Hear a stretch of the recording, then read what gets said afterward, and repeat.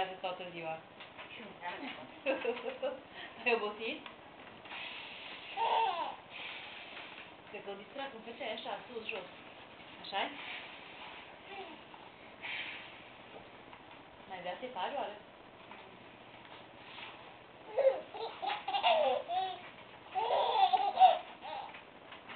Mai fă-i o sură, lasă-te așa sus, jos. Lasă-te așa sus, jos, văd, așa o se distrează. Așa.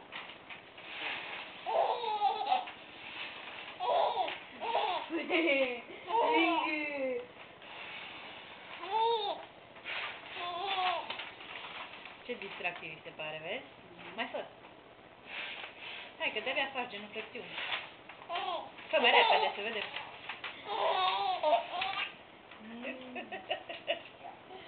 Gata, că s-a obosit Bogdanel.